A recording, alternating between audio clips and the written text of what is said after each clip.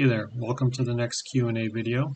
This comes from the Mega Man series video number 2, Animations and Movement.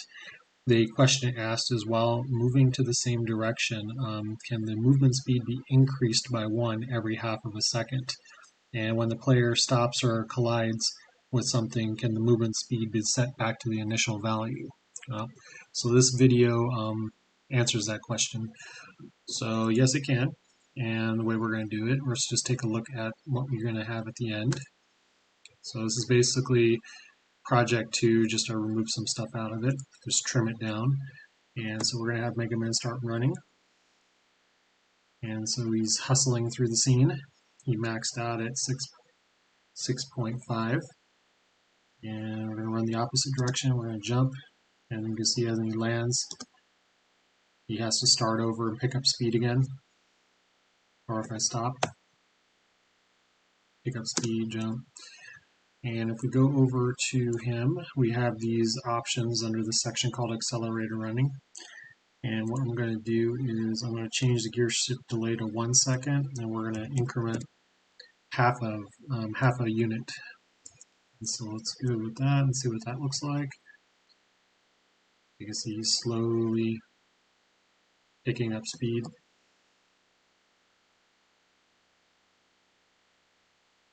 So you can play around with those values and have them run really fast and stuff like that. So let's take a look at the code that we were able to do this, make this happen. First thing we do is over in the camera follow script. In another one of the videos, these were all originally serialized, and I made them all public in that video, so I'm doing it in this one too, so we can have access to the time offset variable. And then over in the player controller, we import the system namespace and the UI namespace, just so that we can mess with the this text on the screen. So that's what the UI is for. Now down here we introduced a isJumping variable, and this is actually added in one of the other videos to capture when Mega Man lands from on the ground to play his jump landed sound. So we're going to use it in this video as well. And here we have all the variables that have to do with the accelerator running. So I treat him like a car. We're going to say gear shifting. So he's going to have a maximum of 5 gear shifts. And basically there's going to be a half a second delay between each gear shift before it increments to the next gear shift. And each gear shift is going to increase his speed by a max of 1. And that's exposed, so you can actually change the value of that. And these are all the other variables, so whatever the current gear shift is, and then the timer to count up to the half a second or whatever value you end up setting. The acceleration speed overall, the base speed for the current shifting, and then the original camera time offset. And then this is a handle to the text on the screen. And then down here in the start, all we do is we get the original time offset, because if we don't update this, the camera has trouble keeping up with him, and it's very jittery. So when he starts moving, we set it to the max of 1, so it's stuck on him the whole time. It doesn't fall behind. And then we just get a handle to the text component of the text on the screen. And then down here in fixed update, we're going to get to this, but this basically is the jump. So when he's landing from a jump, we call this stop accelerated run function, which basically resets all of our variables back to their defaults. And down here in the update, we have a function here that we created called player accelerated running. And this is basically where all the magic happens. And this is basically just showing the speed on the screen.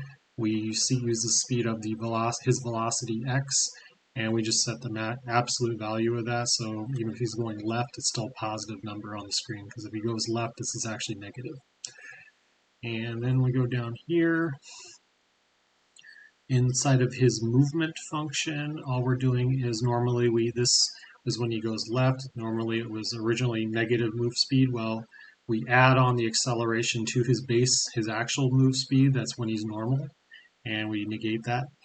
And down here when he's running right, we take his normal run speed and add down the acceleration that's calculated to that. So that's basically becomes his new velocity there as well. And then beyond all that, when we know that we're in the air, we're not grounded, we set this isJumping to true, so that we can capture that over there in the fixed update to know when he lands and stuff. And then this is where all the magic happens. Player accelerated running. So what we're going to do is we're going to check and see if he's grounded and keyboard input for left and right keys is one of them is being pressed. So if you know if it's being pressed, if it's -1, if he's pressing left, or +1 if it's being pressed on the right arrow key. So we want to check that. That's the only time we want to execute this stuff. So what we're going to do is we're only going to process this if we haven't maxed out on gear shifts. And then what we do is we basically create a lerp of 0 to 1, which is our progress for our gear shift timer increment. And what we do is we take that progress and times it by our increment speed between gear shifts and add that to our acceleration base. Acceleration base keeps getting incremented each gear shift, and this is kind of like slowly tacking on before we hit the next gear shift. So it's a smooth transition as he's running. It doesn't just go 1, 2, 3, 4. So it slowly progresses. And so that's where our acceleration is calculated here, and it's added over there in the player movement. And then this is just basically adding on delta time. And once we hit the end, which basically means that the delay is completely finished, what we do is we add on the acceleration increase to our base, we increment our gear shift, reset the timer back to 0, and we double his animation speed, so his normal run speed is twice as fast. So he's hustling, so he looks like he's really running hard. And then we we set our time offset to 1 on our camera so that it sticks to him and it doesn't fall behind, so it's always with him. And down here, so if he's not grounded, basically, we want to stop it, but we only want to reset the accelerated running if he's not jumping. So if he's in the middle of a jump, we don't want him to go back to being normal speed because it just looks weird. So when he's not jumping, if you let go of the arrow key on the keyboard, it'll basically stop. But if he's jumping, as soon as he lands, that's where fixed update will catch it, and then it'll reset everything there as well. And then down here in stop accelerated running, this basically just resets everything back to default when you start off. So then he's going to pick up speed again and start all over. So that's the solution that I came up with to do accelerated running with Mega Man. So we'll take a look at it one more time. This was actually kind of fun to actually build out. It was really cool. And then you jump, and then the fixed update caught it.